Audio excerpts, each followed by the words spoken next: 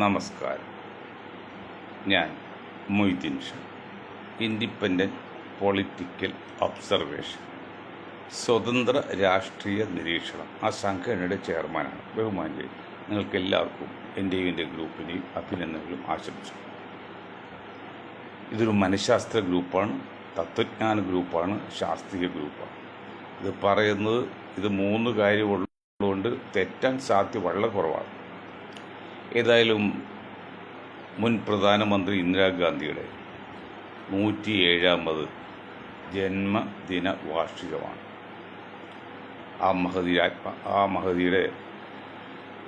മഹതിക്കും മഹതിയുടെ കുടുംബാംഗങ്ങൾക്കും ഞങ്ങൾ ഒരിക്കൽ കൂടി ആശംസകളും അഭിനന്ദനങ്ങളും അർപ്പിക്കുന്നു. പാട്ടുകാരൻ ഷിബു ചക്രവർത്തി അല്ലാതൊരു ഷിബു ചക്രവർത്തി കേട്ടിട്ടുണ്ടോ?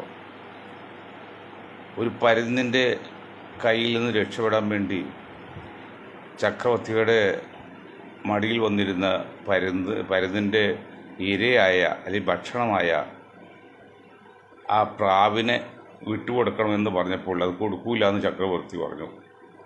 അപ്പോൾ എൻ്റെ ഭക്ഷണമാണ്, എൻ്റെ ഇരയാണ്, എനിക്ക് കിട്ടിയേ തീരുമെന്ന് പറഞ്ഞപ്പോൾ ആ തൂക്കത്തിന് അത്ര മാംസം തുടയിൽ നിന്ന് അറുത്തെടുത്ത് കൊടുത്തു എന്നൊരു സംഭവമുണ്ട്. എന്തുമാത്രം ശരിയാന്ന് നമുക്കറിയില്ല, സംഭവം പഴയ കഥയാണത്. അതായത് അതൊരു വലിയ ത്യാഗത്തിൻ്റെ ഒരു നേട്ടമായിട്ടോ അല്ലെങ്കിൽ മഹത്വമായിട്ട് കാണാം. ഇവിടെ ഇത് ഞാൻ പറയാൻ കാരണം എൻ്റെ ഒരു സുഹൃത്തുണ്ട് എറണാകുളത്ത്. അത് ചിലപ്പോൾ റിയൽ എസ്റ്റേറ്റ്, ചിലപ്പോൾ രാഷ്ട്രീയമൊക്കെയായിട്ട് പോകാണ്. വലിയ പണക്കാരനൊന്നുമില്ല, എന്ന് വെച്ചാൽ പട്ടിണിക്കാരനൊന്നുമില്ല. അദ്ദേഹത്തെ അങ്ങനെ റിയൽ എസ്റ്റേറ്റ് കൂടി നടക്കാറില്ല, കൂടുതൽ ശ്രദ്ധിക്കുന്നില്ല. അഥവാ കഴിഞ്ഞ മാസം ഒരു ഫ്ലാറ്റ് കച്ചവടം നടന്നു. അത് 30 ലക്ഷം രൂപയ്ക്കാണ് കച്ചവടമായത്. അത് പിന്നെ പോരാ എന്ന് പറഞ്ഞ് 31 ആക്കി. അതും വാങ്ങാൻ തയ്യാറായി. അങ്ങനെ പോയി അദ്ദേഹത്തിന് 1.5 ലക്ഷം രൂപ കമ്മീഷനായിട്ട് കിട്ടി. ഈ കമ്മീഷനായിട്ട് കിട്ടുമ്പോൾ അത് ഭാര്യ അറിയാതിരിക്കാൻ വേണ്ടി അതിൽ 2.5 ലക്ഷം രൂപ പുള്ളിയുടെ കമ്മീഷൻ ബ്രോക്കർ കൊടുക്കണം എന്ന് പറഞ്ഞുകൊണ്ട് പുള്ളി പറഞ്ഞ് അങ്ങനെ ഭാര്യയ്ക്ക് 29 കൊടുത്ത് ബാക്കി 2.5 വേറെ ബ്രോക്കറിനെ ഏൽപ്പിക്കാമെന്ന് പറഞ്ഞതിൻ്റെ പേരിൽ അങ്ങനെ സംഭവം നടന്നു. അവസാനം ബ്രോക്കറായിട്ട് വേറൊരാൾ കൊടുത്തിട്ട് അയാൾക്കാണ് ഈ കാശ് കൊടുത്തത്. ഇതറിഞ്ഞ യഥാർത്ഥ ബ്രോക്കർ, എൻ്റെ ഒരു സ്നേഹിതൻ, സുഹൃത്ത്, അദ്ദേഹം അന്വേഷിച്ചപ്പോൾ അദ്ദേഹം പറഞ്ഞ ഭാഷ തരും. പക്ഷെ അത് അദ്ദേഹത്തിന് ആ പൈസ കിട്ടിയില്ലെങ്കിൽ കുടുംബം ശിഥിലമാകും, ഭാര്യ-ഭർത്തൃ ബന്ധം പോലും വിടുവാൻ സാധ്യതയുണ്ട്. അതുകൊണ്ട് അങ്ങനെ ഒരു കൃത്യം നടത്തിയെടുത്തെങ്കിൽ ഞാനത് പൊരുത്തപ്പെട്ടു കൊടുക്കുകയാണ്. ഞാനൊരു തികച്ച് ഈശ്വര വിശ്വാസി, അള്ളാഹുവിൽ വിശ്വസിക്കുന്നവരാണ്. അദ്ദേഹം അതുകൊണ്ട് രക്ഷപ്പെട്ടു, കുടുംബം രക്ഷപ്പെട്ടെ എന്ന് പറഞ്ഞു പോയ സംഭവമുണ്ട്. ഈ സംഭവം ലൈവാണ്, മറ്റ് നമ്മൾ കഥ പോലെ കേട്ട സംഭവമാണ്. അതും ഇതും വെച്ച് നോക്കുമ്പോൾ ഈ മനുഷ്യർ എത്ര മഹാനായിരിക്കണം. ബഹുമാനി എല്ലാ രഹസ്യം അറിയുന്ന അള്ളാഹുവിനറിയാം അതിൻ്റെ സത്യം അസത്യങ്ങൾ. എന്തുവാകട്ടെ, ഞാനത് സൂചിപ്പിച്ച് മാത്രമേ ഉള്ളൂ. ഇവിടെ ജാർഖണ്ഡിൽ ഈ ക്രിസ്തീയ സഭയും മുസംഗികളൊക്കെ കേൾക്കാൻ വേണ്ടി പറയാൻ വേണ്ടി പറയണ ജാർഖണ്ഡിൽ അവിടുത്തെ വഖഫ് ബോർഡ് പേരൊരു മുസ്ലിം നാമധാരിയാണ്, പക്ഷെ അവിടെ യുവമോർച്ചയുടെ പ്രസിഡൻ്റാണ്. ഒരു മെസ്സേജ് അയച്ചു പള്ളികൾക്ക്. 1800ഓളം പള്ളികളുണ്ട്. പള്ളികൾക്ക് അയച്ച മെസ്സേജ് ഇതാണ്. പണ്ട് അടിയന്തരാവസ്ഥ കാലത്തൊക്കെ ഒരു സോർട്ടിങ് നടന്നില്ല, സർക്കാരിനെ അറിയിച്ച് വേണം പത്രത്തിൽ ന്യൂസ് വരാനൊക്കെ കേട്ട് മുഖപ്രസംഗം എഴുതാൻ എന്ന് പറഞ്ഞ പോലെ നിങ്ങൾ തലേ പ്രാവശ്യത്തെ അല്ലെങ്കിൽ വരുന്ന പ്രാവശ്യത്തെ വെള്ളിയാഴ്ച ജുമാ ഖുത്ബയിൽ പ്രസംഗിക്കുന്ന വിഷയം നേരത്തെ വഖഫ് അറിയിച്ച് പാസ്സാക്കിയിരിക്കണം, അല്ലെങ്കിൽ ചെയ്യാൻ പറ്റില്ല. അവിടെ നിയന്ത്രണം വന്നു. അത് 22-ാം തീയതി വെള്ളിയാഴ്ച മുതൽ വരുന്ന വെള്ളിയാഴ്ച മുതൽ അത് പ്രയോഗത്തിൽ വരുമെന്നാണ്. അത് ജാർഖണ്ഡിലാണ്. അതൊക്കെ ന്യൂനപക്ഷങ്ങളിൽ മാത്രമല്ല ഭൂരിപക്ഷത്തിലേക്ക് അവകാശങ്ങൾ ചെയ്യുന്നതാണ്. കാരണം ഒരു പള്ളി ഇമാമ് തെറ്റായ രീതിയിലാണ് പ്രസംഗിച്ചെങ്കിൽ അതിനിവിടെ രാജ്യദ്രോഹ കുറ്റം വരെ ചെയ്യാൻ നിയമമുണ്ട്. അത് ചെക്ക് ചെയ്തിട്ട് തെറ്റാണെങ്കിൽ ശിക്ഷിക്കാൻ നിയമമാണ്. ആ നിയമം ഉള്ളപ്പോൾ പിന്നെ ഒരു മുൻകൂർ കൊടുക്കേണ്ട കാര്യം എന്താ? അതൊക്കെയാണ് അവകാശത്ത് കൈയെടുത്തത്. അപ്പോൾ ഈ പഴുത്തല വീഴുമ്പോൾ പച്ചയില ചിരിക്കും, ആ പച്ചയിലെ അവസ്ഥ നാളെ ഇത് തന്നെയാണെന്ന് പറയുന്ന പോലെ ഇന്ന് ഞാൻ നാളെ നീ എന്ന് പറയുന്ന പോലെ ജർമ്മനിയിൽ ഹിറ്റ്ലർ കൊണ്ടുവന്ന ആ ഫാസിസത്തിൻ്റെ ഇടയിൽ ചില മഹാന്മാർ പറഞ്ഞ കാര്യങ്ങളുണ്ട്. അവർ യഹൂദരെ തേടി വന്നു. ഞാൻ യഹൂദനല്ല, ഞാൻ മിണ്ടിയില്ല. അവർ ക്രിസ്ത്യാനികൾ തേടി വന്നു. ഞാൻ ക്രിസ്ത്യൻ ഗ്രൂപ്പാണ്, കത്തോലിക്ക ഗ്രൂപ്പാണ്, ഞാൻ കത്തോലിക്ക അല്ല. അവർ തൊഴിലാളികൾ തേടി വന്നു, ഞാൻ തൊഴിലാളിയല്ല. അവസാനം എന്നെ തേടി വന്നപ്പോൾ എനിക്ക് വേണ്ടി വാദിക്കാൻ ആരും ഉണ്ടായില്ല എന്നുള്ള വലിയ പ്രമാദമായ ഒരു കൊട്ടേഷനാണ്, അല്ലെങ്കിൽ ഒരു സംഭാഷണമാണത്. അത് ഈ സഭയിൽ നേതാക്കൾക്കൊക്കെ അറിയാം, ഈ ക്രിസ്ത്യനികൾക്കറിയാം, മുസ്ലിങ്ങൾക്കറിയാം, എല്ലാവർക്കും അറിയാം. അത് വലിയൊരു പ്രസംഗ ശൈലിയാണ്, അല്ലെങ്കിൽ വലിയൊരു രചനയുടെ രൂപമാണത്. അതുപോലെ ഇന്ന് മുസ്ലിങ്ങൾക്കെതിരെയാണ് ഇതുപോലെ കിരാത നിയമം കൊണ്ടുവരുന്നുണ്ടെങ്കിൽ അത് കണ്ടിട്ട് ക്രിസ്സംഗികളോ അല്ലെങ്കിൽ സംഘികളോ അല്ലെങ്കിൽ ക്രിസ്ത്യാനി സഭയോ മിണ്ടാതിരുന്നാൽ 20% വരുന്ന എന്ന് പറഞ്ഞാൽ 30 കോടിയിൽ പോലും വരെ മുസ്ലിങ്ങൾ ഇങ്ങനെ ചെയ്യാമെങ്കിൽ 2% ക്രിസ്ത്യാനികളെ നിങ്ങളെ മൂക്കിൽ കെട്ടി കൊല്ലുമെന്ന് ഞാൻ നാളെ പറഞ്ഞു. തന്നെയുമല്ല, ഇന്ന് ഗവൺമെൻറ് ഓഫ് ഇന്ത്യ കഴിഞ്ഞാൽ, ഇന്ത്യൻ റെയിൽവേ കഴിഞ്ഞാൽ ഏറ്റവും ഭൂസ്വത്തുള്ള സഭയാണ്, സംഘടന ഇവിടുത്തെ സഭയാണ്. അത്രയൊന്നും പിന്നെ വഖഫ് പോലും ഇല്ല, മുസ്ലിങ്ങൾക്കില്ല, വളരെ കുറച്ചേ ഉള്ളൂ. അതെല്ലാം നിങ്ങൾ ഇന്ന് പിടിച്ചെടുക്കും. ഞാൻ പെരിച്ചാഴി സൂക്ഷിച്ചു വെച്ച നെല്ലിനെ ഉള്ളാടെ വരുമ്പോൾ പെരിച്ചാഴിയും കൊണ്ടും നെല്ലും കൊണ്ടും പറഞ്ഞ പോലെ നിങ്ങളിപ്പോൾ കണ്ണടിച്ച് ക്രിസ്ത്യാനികൾക്ക് വേണ്ടി വാദിച്ചാൽ, ഇന്ന് ഞാൻ മറൈൻ ഡ്രൈവിൽ കൂടെ നടക്കുമ്പോൾ ഹൈക്കോടതി ജംഗ്ഷനിൽ പ്രസംഗം കേട്ടു. വിഷയം ഇതാണ്, വഖഫിനെ കുറിച്ചാണ്.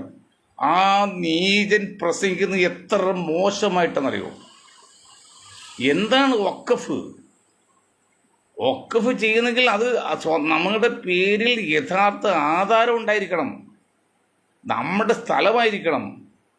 നമുക്ക് പേരിൽ ആധാരം ഉണ്ടായിരിക്കും. ആ ആധാരത്തിൽ ഒരു പോരായ്മ പാടില്ല.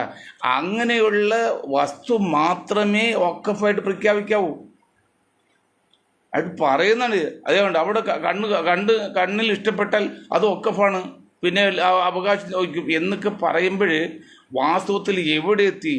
ഇത് ബാബരി മസ്ജിദ് ഇഷ്യൂവിൻ്റെ പേരിലാണ് ഇന്ത്യയിൽ സംഘപരിവാർ അധികാരത്തിൽ കയറിയെങ്കിൽ അവിടെ ജനങ്ങൾ ഇങ്ങനെ പ്രചരണം നടത്തി ഹിന്ദു മുസ്ലിം വൈരാഗ്യം ഉണ്ടാക്കി എത്രയോ പേര് കൊന്നുകളഞ്ഞ ഇഷ്യൂവിലൊക്കെ ചെയ്തു കഴിഞ്ഞാണ് അധികാരത്തിൽ കയറിയെങ്കിൽ കേരളത്തിൽ പച്ചൊടിക്കാൻ വേണ്ടി ക്രിസ്സംഗികളും ഈ സംഘികളും ഒക്കെ ചേർന്നിട്ട് മുസ്ലിങ്ങളെ ഒറ്റപ്പെടുത്തി മുസ്ലിം വിരുദ്ധരായ ഒരു സംഘടന അല്ലെങ്കിൽ നോൺ മുസ്ലിം സംഘടന ഉണ്ടാക്കാനുള്ള ശ്രമമാണെങ്കിൽ ഞാൻ സഭാ നേതൃത്വത്തോട് പറയുന്നു, നിങ്ങൾ ചെയ്യുന്നത് അനീതി മാത്രമല്ല, മണ്ടത്തം മാത്രമല്ല, അത് വർഗ വഞ്ചന കൂടിയാണ്. ഇത് ഞാൻ പറഞ്ഞല്ല, ഇന്നത്തെ ചാനലിൽ ഒരു ക്രിസ്തീയ നേതാവ് പറഞ്ഞാണ്, ഞാൻ പറഞ്ഞത് മാത്രമല്ല. അപ്പോൾ അങ്ങനെ വരുമ്പോൾ നിങ്ങളങ്ങനെ സഭ ഒരിക്കലങ്ങ് ചെയ്യരുത്. അതാണ് നമ്മൾ പറയുന്ന കാര്യം. അത് നിങ്ങൾക്ക് അപകടം. ഇരിക്കുന്ന കൊമ്പ് വെട്ടും തുല്യമാണ്, മുറിക്കും തുല്യമാണ്. 20% തോൽപ്പിച്ചെടുക്കാമെങ്കിൽ 2% നിങ്ങൾക്ക് മൂക്കിൽ കയറ്റാനുള്ളൂ, മനസ്സിലാക്കണം. നിങ്ങളിപ്പോൾ സംഘിയുണ്ടല്ലോ, സംഘപരിവാറുണ്ട്, കൊള്ളുമില്ല. മണിപ്പൂരിൽ ഇന്നലെ മിനിയാന്ന് 4 നാൾ എന്ത് നടന്നുകൊണ്ടിരിക്കുന്നത്, എന്താണ് നടക്കുന്നത്, എന്താണ് നടക്കാൻ പോകുന്നത്? നമ്മൾ അന്ധമായ RS വിരോധം നമുക്കില്ല, അന്ധമായ ഭരണകൂട വിരോധമില്ല, കേന്ദ്ര ഗവൺമെൻറ്റിനുമില്ല അന്ധമായ ഭരണ വിരോധം, സ്റ്റേറ്റ് ഗവൺമെൻറ്റില്ല. പ്രശ്നാധിഷ്ഠിതമാണ് ഞങ്ങളെല്ലാം. അപ്പം അങ്ങനെ വരുമ്പോൾ നിങ്ങളൊന്ന് ശ്രദ്ധിക്കുക. നിങ്ങൾക്ക് നല്ലതാണ്, നിങ്ങളുടെ സമൂഹത്തിൽ നിന്നാണ്, സമുദായത്തിൽ നല്ലതാണ്. നമ്മുടെ ഇന്നത്തെ വിഷയം ഇൻഡിപെൻഡൻറ്റ് പൊളിറ്റിക്കൽ ഒബ്സർവേഷൻ എന്ന് പറയാൻ കാരണം, ഇന്ന് കഴിഞ്ഞ പ്രാവശ്യം നടന്ന 2 തെരഞ്ഞെടുപ്പ്, 2 വയനാട്, ഒന്ന് ചേലക്കരയും, ഇപ്പം നാളെ നടക്കാൻ പോകുന്ന പാലക്കാട്. UDF, LDF ചില കാര്യങ്ങൾ മനസ്സിലായിട്ടുണ്ട്, UDF മനസ്സിലായിട്ടില്ല. എന്താണ് നാളെ നടക്കുന്നത് പാലക്കാട് നടക്കാൻ പോകുന്നത്? അത് ചിന്തിക്കാൻ അധികം ബുദ്ധിയൊന്നും വേണ്ടെന്നേ, സാമാന്യ ബുദ്ധി മതി. അത് ഏതുപോലെ അറിയോ? ഒരു രാജസദസ്സിലേക്ക് ഒരു പെട്ടിയിൽ ഒരു സാധനം കൊടുക്കുന്നു. അപ്പോൾ രാജാവിൻ്റെ വിരുന്നുകാരനായിട്ട് അതിഥിയായിട്ട് വന്ന ആൾ ചോദിച്ചു, ഇത് എന്തായിരിക്കാം സാർ അതിനകത്ത് ചോദിച്ചു. അപ്പോൾ അദ്ദേഹം പറഞ്ഞു, അത് പാകമാകാത്ത ഉതള നാരങ്ങയാണ്, ഉതളങ്ങ നാരങ്ങയാണെന്ന് പറഞ്ഞു. ഒതാന്ന് ആരംഭിക്കാന്ന്. അപ്പോൾ ഈ രാജാവ് ചോദിച്ചത് നിങ്ങൾക്ക് എങ്ങനെ മനസ്സിലായി? എൻ്റെ രാജാവ് അത് മനസ്സിലാക്കാത്ത ഇത് ബുദ്ധിയൊന്നും വേണ്ട. അപ്പം എന്താ വേണ്ടത്? നിങ്ങൾ കൊണ്ടുവന്ന് പെട്ടിക്കകത്ത്, ആ പെട്ടി കൊണ്ടുവന്ന് നോക്കി ഉരുണ്ട്, ആ ഉതളങ്ങായ ഉരുളല്ലോ, ഉരുള് പോലെ തോന്നുന്നുണ്ട്. അപ്പോൾ അത് ഉരുണ്ട ഒരു വസ്തുവായിരിക്കും. നിങ്ങൾ അപ്പോൾ ഉതളങ്ങയാണെന്ന് മനസ്സിലായി. ഈ ഉതളങ്ങ പാകമാകാത്ത നിങ്ങൾ ഇങ്ങനെ മനസ്സിലായി. ഞാൻ നോക്കുമ്പോൾ അടുത്ത തോട്ടത്തിൽ, മുറ്റത്തുള്ള തോട്ടത്തിൽ ഉതളങ്ങ ഒന്നും പാകമായിട്ടില്ല. പിന്നെ ഇത് മാത്രം പാകമാവുമോ? അതോടൊക്കെ പറഞ്ഞു. അപ്പോൾ സാമാന്യ ബുദ്ധിമുട്ട്. അതുപോലെ എന്തുകൊണ്ടാണ് പാലക്കാട് RSS പ്രചരണം നിശബ്ദമായി പോകുന്നത്? ഒരു ദേശീയ നേതാവും അവിടെ പ്രചരണത്തിൽ വരുന്നില്ല. ശോഭയെ പോലെ ജയിക്കാൻ സാധ്യതയുള്ള നിർത്തുന്നില്ല. ഇതിൻ്റെയൊക്കെ കളി ബുദ്ധി ഉണ്ടെങ്കിൽ, മനഃശാസ്ത്രം അറിയാമെങ്കിൽ, തത്വജ്ഞാനം മനസ്സിലാകുന്നുണ്ടെങ്കിൽ, ശാസ്ത്രീയത വീക്ഷണമുണ്ടെങ്കിൽ മനസ്സിലാകും. അതിൻ്റെ അർത്ഥം ഇപ്പോൾ പാലക്കാട് ഒരു BJP MLA ജയിച്ചുകൊണ്ട് പ്രത്യേകിച്ച് BJPക്ക് നേടാനില്ല. ഇപ്പം സുരേഷ് ഗോപി MP വന്നല്ലോ, പണ്ട് രാജഗോപാലൻ ഉണ്ടായല്ലോ, വല്ലതും ഉണ്ടായോ? പ്രത്യേകിച്ച് ഒന്നും ഉണ്ടായില്ല. അതേ സ്ഥാനത്ത് ഇപ്പം സംഘപരിവാർ നിൽക്കക്കള്ളി ഇല്ലാതെ ആണെങ്കിലും സംഘപരിവാറിന് വേണ്ടി കുഴലുപോകുന്ന അല്ലെങ്കിൽ സഹകരിച്ചു പോകുന്ന LDFിൻ്റെ ഭരണം, പിണറായി സർക്കാരിൻ്റെ ഭരണം നിലനിർത്തേണ്ട ആവശ്യമാണ്. ഇപ്പോൾ നമ്മൾ സഹായിക്കേണ്ടത് ഒരു സീറ്റിന് വേണ്ടിയല്ല, മറിച്ച് പിണറായി സർക്കാരിൻ്റെ ഭരണത്തെയാണ്. അപ്പോൾ എന്താ ചെയ്യുക? അതാണ് ദേശീയ നിലയിൽ ആരും പ്രസംഗിക്കാൻ വരാത്തത്. അങ്ങനെ പ്രസംഗിക്കാൻ വന്നു കഴിഞ്ഞാൽ വോട്ട് മറിച്ച് ചെയ്യാൻ പറയാൻ പറ്റില്ലല്ലോ. അവർ ശോഭ നിർത്തിയാലും വോട്ട് ചിലപ്പം പ്രതീക്ഷിക്കാം. അപ്പോൾ അതുകൊണ്ട് അപ്രസക്തനായ സ്ഥാനാർത്ഥി നിർത്തിയിട്ട് അവർ രഹസ്യമായിട്ട് ചെയ്യുന്നത് അവിടെ 3 പേര് തുല്യമായിട്ടാണെന്നാണ് പറഞ്ഞത്. ഒരാൾ ജയിച്ച് 3000 വോട്ടാണ്, മറ്റാൾക്ക് വ്യത്യാസം. അങ്ങനെ വലിയ ആകെ കൂടി 10,000 വോട്ട് വ്യത്യാസമുള്ളൂ തോന്നുന്നു. ജയിച്ച സ്ഥാനാർത്ഥിയും CPM തമ്മിൽ ഏതാണ്ട് വലിയ വ്യത്യാസമൊന്നുമില്ല. അതിൽ ഈ 2 മുസ്ലിം പത്രത്തിൽ കൊടുത്ത പരസ്യം, ആ മുസ്ലിം പത്രത്തിൽ കൊടുത്ത 40,000 മുസ്ലിങ്ങളുണ്ട് പാലക്കാട് മണ്ഡലത്തിൽ. അതിലൊരു 10-20,000 പേര്, 25,000 പേരെങ്കിലും ഈ സുന്നിയുടെ പത്രമുണ്ട് നോക്കുന്നുണ്ടാവും. ആ 25,000 പേരിൽ ഒരു 10-15,000 പേർക്ക് രാഷ്ട്രീയം ഒന്നുമില്ല. അവർ ആ സമുദായ ചിന്തയുണ്ട്. അത് കാണുമ്പോൾ കണ്ടോ ഇത് അപകടമാണെന്ന് വെച്ചിട്ട് ഒരു 10,000 പേര് ഇന്ന് ഒരു 15,000 വോട്ട് മാറിയാൽ, കോൺഗ്രസ് കിട്ടേണ്ട വോട്ട് LDFിന് കിട്ടിയാൽ 5,000 വോട്ട് മാറി. അതിനർത്ഥം ഇലക്ഷനിൽ 10,000 ഫലം ചെയ്തത്. ഒരു വോട്ട് 2 വോട്ടാണ്. ഒന്ന് Aക്ക് ഒരു വോട്ട് കുറയുമ്പോൾ Bക്ക് ഒരു വോട്ടല്ല കിട്ടുന്നത്, 2 വോട്ട് ഫലം കിട്ടുന്നത്. അങ്ങനെ കിട്ടുകയാണ്. എന്നിട്ടും ജയിക്കാൻ സാധ്യയില്ല എന്ന് കാണുമ്പോൾ സംഘപരിവാറിൽ BJPയുടെ RSS നിയന്ത്രണത്തിലുള്ള കുറച്ച് വോട്ട്, 10,000 വോട്ട് രഹസ്യമായിട്ട് അണികളോട് പറഞ്ഞ് നോട്ടീസ് ഇറക്കാൻ പാടില്ല, പറഞ്ഞ് മനസ്സിലാക്കി കഴിഞ്ഞാൽ, അപ്പോൾ അങ്ങനെ വരുമ്പോൾ പാലക്കാട് ഈ തവണ വരാൻ പോകുന്ന ഇലക്ഷന് LDF ജയിച്ചാൽ അതിശയം പറയാനില്ല, അത്ഭുതം വിചാരിക്കാനില്ല. കാര്യം റഷീദ് എന്ന് പറഞ്ഞ മഹാൻ ഇലക്ഷൻ മുമ്പ് പ്രവചിക്കുന്ന ആളാണ്. എല്ലാം ശരിയാണ്. അദ്ദേഹം പറയുന്നത് 5,000-8,000 വോട്ടിനൊക്കെ UDF ജയിക്കുന്ന പറഞ്ഞു വെച്ചിരിക്കുന്നത്. അതുകൊണ്ട് അതിന് ഞാൻ ഖണ്ഡിക്കുന്നില്ല. അദ്ദേഹത്തിൻ്റെ കഴിഞ്ഞ ചരിത്രമെല്ലാം ശരിയാണ്. എങ്കിലും ഞങ്ങളുടെ മനഃശാസ്ത്ര രീതിയിലുള്ള വിലയിരുത്തലാണ്. ഒരു ചേലക്കരയിൽ എന്ത് വന്നാലും LDFന് ജയിച്ചേ തീരും. കാരണം അവർ കുത്തക സീറ്റാണ്. ചേലക്കരയിൽ LDF തോറ്റു കഴിഞ്ഞാൽ മാത്രമാണ് UDFന് എന്തെങ്കിലും പ്രതീക്ഷയോ അല്ലെങ്കിൽ എന്തെങ്കിലും വിജയം പറയാൻ പറ്റുള്ളൂ. പാലക്കാട് ജയിച്ചിട്ട് കാര്യമില്ല, കാരണം UDFന് സീറ്റാണ്. വയനാട് ജയിച്ചിട്ട് കാര്യമില്ല, അത് കുത്തക സീറ്റാണ്. ചേലക്കരയാണ് UDF ജയിക്കേണ്ടത്, നമ്മുടെ ആ പെൺകുട്ടി ജയിക്കേണ്ടത്. പക്ഷെ അവിടെയും ജയിക്കാനുള്ള സാധ്യത കുറവാണ്. അപ്പോൾ ഈ 2 മണ്ഡലങ്ങളിലും BJP അല്ലെങ്കിൽ സംഘപരിവാർ ചില അവർക്ക് കാൽക്കുലേറ്റ് ചെയ്യാൻ അറിയാം. വളരെ വിദഗ്ധമായിട്ടും തന്ത്രപരമായിട്ട് ചെയ്യാൻ അറിയാം. കഴിഞ്ഞ 100 വർഷം ഈ മുസ്ലിം ലീഗിൻ്റെ തൊപ്പി വെച്ചൊക്കെ തങ്ങന്മാരെ പോയില്ല. അവർ ഭൗതിക നേട്ടം, ആത്മീയ നേട്ടമില്ലല്ലോ. ഭൗതിക നേട്ടത്തുകൊണ്ട് ഏത് അറ്റമിൽ പോകാൻ അവർക്ക് അറിയുകയും ചെയ്യും, അവർക്ക് അതത് ചെയ്യുകയും ചെയ്തിട്ടുണ്ട്. ഇപ്പോൾ അരുൺ നെഹ്റുവിനെ കേട്ടെങ്കിൽ, അരുൺ നെഹ്റു തടിച്ച മനുഷ്യൻ, ഭീമാകാരനയാൾ. അദ്ദേഹം രാജീവ് ഗാന്ധിയുടെ കാലത്ത് പ്രധാനപ്പെട്ട വകുപ്പും കോൺഗ്രസ് തലപ്പത്തുമായിരുന്നു. അദ്ദേഹമാണ് ബാബരി മസ്ജിദ് തുറന്നു കൊടുക്കാൻ സാഹചര്യം ഉണ്ടാക്കിയത്. അപ്പോൾ ആരോ പറഞ്ഞ് രാജീവ് ഗാന്ധി കുറ്റം പറഞ്ഞപ്പോൾ നമ്മുടെ സുബ്രഹ്മണ്യ സ്വാമി ഇത് പുസ്തകത്തിൽ പറയുന്നുണ്ട്, അത് അദ്ദേഹമല്ല, ഈ അരുൺ നെഹ്റു ആണ്. അരുൺ നെഹ്റു അന്ന് സംഘ അനുകൂലമായിരുന്നു. അങ്ങനെ പലവരെയും സംഘിൽ നിന്ന് പല പാർട്ടികൾക്കും നോമിനേറ്റ് വിടാറുണ്ട്. അത് അവരുടെ കാര്യസാധ്യതയില്ല. അങ്ങനെ കോൺഗ്രസിലേക്ക് ഇപ്പോൾ ചെല്ലു വരുന്നുണ്ട്. അതൊക്കെ ഇന്നലെ ഇന്നാണ് എൻ്റെ സത്യാവസ്ഥ അറിയാം. ഇതിൽ ഒരു കാര്യം ശരിയാണ്, നിങ്ങൾ ആഹ്ലാദിക്കുന്ന പോലെ UDFനോ കോൺഗ്രസിനോ അല്ലെങ്കിൽ ആഹ്ലാദിക്കാൻ വക കാണുന്നില്ല എന്നാണ് ഞങ്ങൾ ദൃഷ്ടിയിൽ കാണുന്നത്. തന്നെയുമല്ല, ഈ നിലക്ക് പോയാൽ വരുന്ന തെരഞ്ഞെടുപ്പ് ഒരുപക്ഷെ പിണറായി വിജയനായിരിക്കില്ല, പിണറായിക്ക് വേറെ ആളായിരിക്കും. വരുന്ന തെരഞ്ഞെടുപ്പ് പോലും LDFന് കിട്ടാൻ പാടില്ല.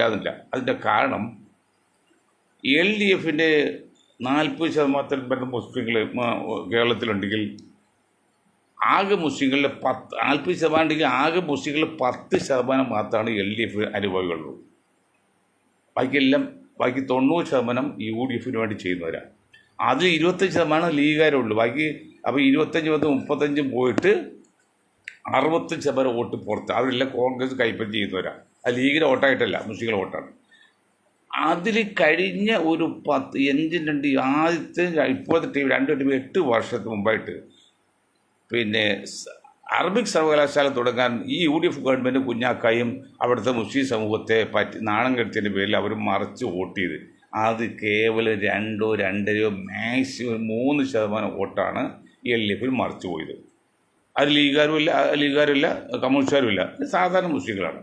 അവർ ആ ഒരു പിണക്കവും വൈരാഗ്യം തീർക്കാൻ 3% വോട്ട് മാറുക എന്ന് പറഞ്ഞാൽ 500-600-1000 വോട്ട് തോറ്റ 10-20 മണ്ഡലങ്ങൾ ജയിക്കാൻ സാധ്യതയുണ്ട്. അങ്ങനെയാണ് 99 സീറ്റിൽ മുസ്ലിം LDFന് കഴിഞ്ഞ വർഷം കിട്ടിയത്. അല്ല സംഘപരിവാർ അനുകൂലിച്ചിട്ടോ അല്ലെങ്കിൽ ശബരിമല സീസോ ഒന്നും അല്ല.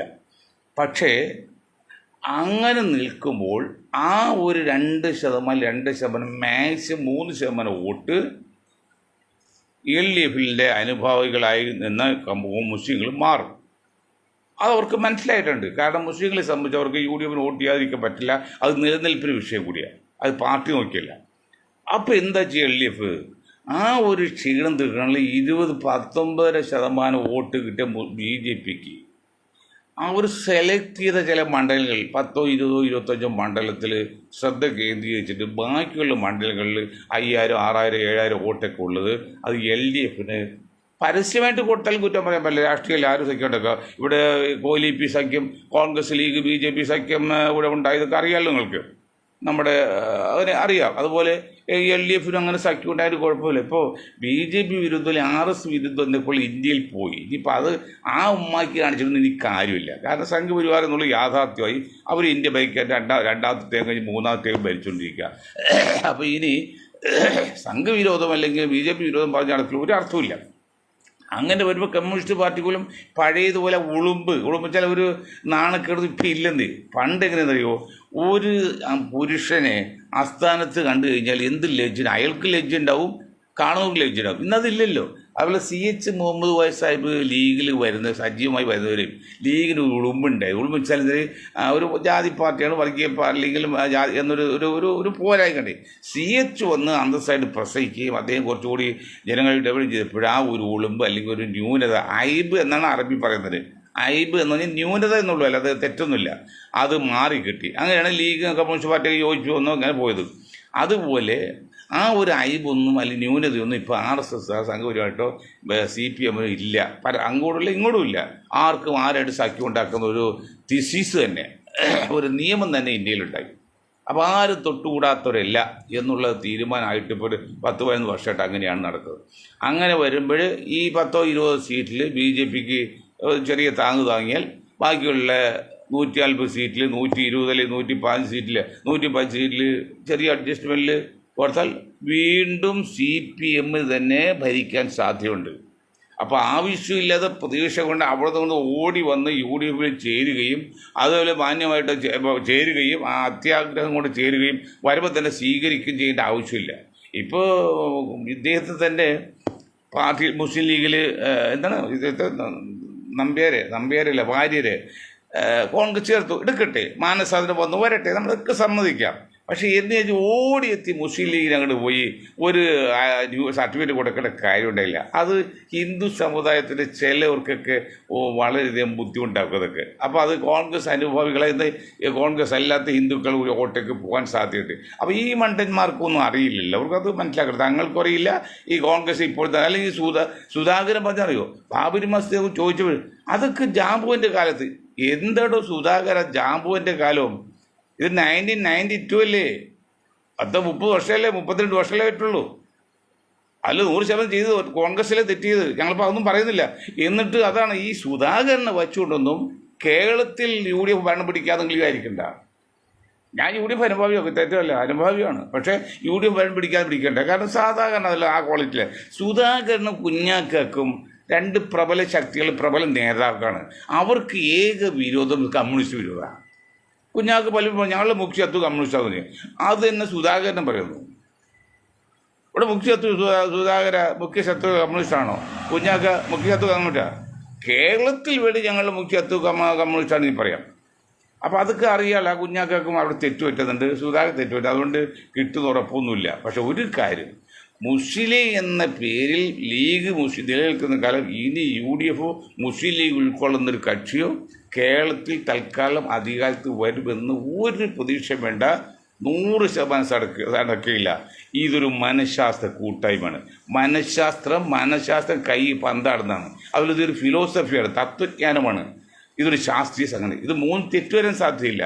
അതുകൊണ്ട് പറയാണ്, മുസ്ലിം എന്ന പേര് മാറ്റി ഇന്ത്യൻ യൂണിയൻ മുസ്ലിം ലീഗെന്നോ അല്ലെങ്കിൽ മറ്റേതെങ്കിലും ദേശീയ ധാരയിൽ വരികയും മുസ്ലിം സമുദായത്തിലെ തങ്ങന്മാർ പിന്നെ ആത്മീയ വസ്തു വരികയും മറ്റൊരു മുസ്ലിം നേതാക്കൾ രാഷ്ട്രീയ വസ്തു വരികയും ചെയ്ത് മുന്നോട്ട് പോയാൽ മാത്രമേ ഇനി കേരളത്തിൽ UDF ഭരണം വരുമെന്ന് മൊയ്തീൻ ഷാ 2024 നവംബർ മാസം 19 ചൊവ്വാഴ്ച 8:28 പറഞ്ഞായിട്ട് രേഖപ്പെടുന്നു. കാരണം ഇതെല്ലാം രേഖപ്പെട്ടു പോവുകയാണ്. ഞാൻ മരിച്ചാൽ ഇതെല്ലാം കിടക്കൂടെ. ഈ ഫോൺ കയ്യിലോർക്ക് അതിൻ്റെ സത്യാവസ്ഥ അറിയാം. ഒരിക്കലും UDF വിരോധം പറഞ്ഞില്ല, UDF നശിക്കാനും പാടില്ല. പക്ഷേ UDF നേതാക്കൾ ഇപ്പോഴത്തെ പോക്ക് ശരിയല്ല. അങ്ങനെ വരുമ്പോൾ മുസ്ലിം ലീഗിൽ നിന്ന് ഭരണത്തെ ഒഴിവാക്കാൻ വേണ്ടി അന്ന് കുഞ്ഞാലിക്കുട്ടി ഉമ്മൻചാണ്ടി പോയപ്പോൾ നെയ്യെത്തിയിട്ടുണ്ട്. ഈ വർഗത്തെ ഈ കാക്കന്മാരെ പന്നികളാണ് പുള്ളി ചിന്തിച്ചത്. അത് ഞാൻ പറയുന്നില്ല. അങ്ങനെ ഭരണത്തിൽ കയറ്റില്ല എന്നുള്ള ശപഥം ചെയ്ത പുള്ളി പോയിരിക്കുന്നത്. അതാണ് 2 ടൈമായിട്ട് ഭരണം കിട്ടാത്തത്. അതിന് ഭൂപോത്ബലകമായിട്ട് ഇവിടെ സംഘപരിവാർ കളിക്കാൻ അവരും മിടുക്കരാണ്. ആ കളിയുടെ ഫലമാണ് മുഖ്യമന്ത്രിയുടെ വായിൽ നിന്ന് വരുന്ന ഓരോന്നും സംഘപരിവാർ നയിക്കുന്ന ആശയ നിയന്ത്രിക്കുന്ന നേതാക്കളുടെ എഴുതി കൊടുത്ത വാർത്തകളാണ് നമ്മുടെ മുഖ്യമന്ത്രി പല സ്ഥലത്തും വായിക്കുന്നു പറയുന്നു. അതിൽ കവിഞ്ഞപ്പോൾ മുഖ്യമന്ത്രിക്ക് ഇനി അഭിപ്രായമില്ല. കാരണം പുള്ളി പെട്ടുപോയി, മറ്റേ കേസിൽ പെട്ടുപോയി. ഇനി എന്താണ്, സംഘപരിവാറിന് അനുകൂലം നിൽക്കാതെ ഒരു രക്ഷയില്ല. അതുകൊണ്ട് വീടിന് പാർട്ടി ക്ഷീണിക്ക് നശിച്ചു പോകും. അത് അടുത്ത കാലം കൂടെ 20 ടൈം കൂടി കിട്ടും, അവസരമുണ്ട്. ഈ 5 10 ഇനിയൊരു 15 5 വർഷം കൂടി കഴിഞ്ഞിട്ട് അവർക്ക് ക്ഷീണം പറ്റുള്ളൂ. അപ്പോഴേക്കും BJP ഏകപക്ഷമായിട്ട് കിട്ടും എന്നാണ് അവർ കണക്കൂട്ടൽ. അതിന് തെറ്റിക്കളയാൻ പറ്റില്ല. അത് 100% ശരിയാണെന്നും പറയാൻ പറ്റില്ല. അത് എപ്പോഴേക്കും ജനത, അതായത് നമ്മൾ വലത് കൈ സ്വാധീനം കുറയുമ്പോൾ ഇടത് കൈ തന്നെ വരില്ലേ. അത് ശാസ്ത്രീയമാണത്. അതൊരു കാലഘട്ടത്തെ അനിവാര്യതയാണ്. നെഹ്റുവിന് ശേഷം ആര് എന്ന് ചോദിച്ചു, ഇന്ദിര വന്നില്ലേ? ഇന്ദിരയ്ക്ക് ശേഷം അത് രാജീവ് ഗാന്ധി വന്നില്ലേ? അത് വന്നില്ല. അപ്പോൾ എല്ലാത്തും പകരം ഉണ്ടാവും. അങ്ങനെ സംഘപരിവാറിൻ്റെയും LDFിൻ്റെയും കളിയിൽ കേരള ജനത വിട്ടുകൊടുക്കൂല എന്നുള്ള നല്ല ഉറപ്പുണ്ട്. അതുകൊണ്ട് മാറ്റങ്ങൾക്ക് വിധേയമാകാത്ത കാര്യം മാറ്റം മാത്രമാണ്. ബാക്കിയെല്ലാം മാറിക്കൊണ്ടിരിക്കും. അതുകൊണ്ട് മാറ്റം വരും. അപ്പോൾ കുഞ്ഞാക്കൊക്കെ ചെയ്യേണ്ടത്, നിങ്ങൾക്ക് ഭൗതികമായിട്ടും ആത്മീയമായിട്ടും രാഷ്ട്രീയമായിട്ടും സാമുദായികമായിട്ടും ഇനി ദേശീയമായിട്ടും ചിന്തയുണ്ടെങ്കിൽ നിങ്ങൾ എത്രയും പെട്ടെന്ന് 2 കാര്യം ചെയ്യണം. UDF നേതാക്കൾ അവർ ഉപദേശിക്കണം. ഒന്ന്, നിങ്ങൾ മുസ്ലിം എന്നുള്ള ലീഗ് പാർട്ടിയുടെ പേര് മാറ്റി വേറെ ഏതൊരു ദേശീയ പാർട്ടി ഇടണം. പച്ചക്കൊടി ആയിക്കോട്ടെ. പക്ഷേ അതാണല്ലോ ഞങ്ങൾ പച്ചക്കൊടിയല്ലേ, ഞങ്ങൾ ജനതാദളല്ലേ, പച്ചക്കൊടിയല്ലേ. മുസ്ലിം പാർട്ടിയൊന്നുമില്ലല്ലോ, VPC ഇന്ത്യ പാർട്ടിയല്ലേ. അതേ സ്ഥാനത്ത് തങ്ങന്മാർ നമ്മൾ ബഹുമാനം നിൽക്കുന്ന ആ ഒരു ആത്മീയ വശം നിൽക്കട്ടെ. രാഷ്ട്രീയ വശം അല്ലെങ്കിൽ ഭൗതിക വശത്തിൽ കുഞ്ഞാക്കനെ പോലുള്ള നേതാക്കൾ നിൽക്കട്ടെ. അത് രണ്ട് രീതിയിൽ പോയിട്ട് പാരൽ രേഖ പോലെ പോവുകയും അത് ഒരിക്കലും കൂട്ടിമുട്ടാൻ മുന്നോട്ട് പോയി എന്നാൽ പരസ്പരം കാണുകയും ചെയ്യാം. പാരൽ രേഖ കൂട്ടിമുട്ടില്ല എന്നുള്ളൂ, കാണുന്ന രസമില്ല. അങ്ങനെ ചെയ്ത് മുന്നോട്ട് പോയാൽ മാത്രമേ ഇനി യു ഡി എഫ് എന്ന് പറഞ്ഞിട്ട് കേരളത്തിൽ ഭരണം കിട്ടൂ. അല്ല, ഇന്നത്തെ രീതിയിൽ യു ഡി എഫ് സക്സസ് അല്ല. കാരണം പഞ്ചായത്ത് ഈ ഇലക്ഷൻ കേട്ട് 23-ാം തീയതി വോട്ട് എണ്ണുമ്പോൾ നിങ്ങൾക്കറിയാം എന്താണ് മൊയ്തീൻ ഷായും ഗ്രൂപ്പും പറഞ്ഞത്. മൊയ്തീൻ ഷാ ഞാനല്ല, ഞാൻ ചെറിയ ആൾ, എൻ്റെ വായിൽ കൂടി വരുന്ന മാത്രമേ ഉള്ളൂ. ഇത് കണ്ടുപിടുത്തമൊക്കെ ചെയ്ത് വേറെ ആണുങ്ങളാണ്, ബുദ്ധിമാന്മാരാണ്. അവർ പറയുന്നത് ഞാൻ മനസ്സിലാക്കുന്നു, ഞാൻ എൻ്റെ വായിൽ കൂടി പറയുന്നു. അവർ രംഗത്ത് വരില്ല, അവരെല്ലാം അണ്ടർഗ്രൗണ്ട് നിൽക്കുന്ന ആൾക്കാരാണ്. ഇത് നിങ്ങൾ ശ്രദ്ധിക്കുക, മുന്നോട്ട് പോകുക എന്ന് പറഞ്ഞുകൊണ്ട് ഞാൻ എൻ്റെ വാക്കുകൾ തൽക്കം നിർത്താൻ. നിങ്ങൾക്ക് 1000 നന്ദി. ജയ് ഹിന്ദ്.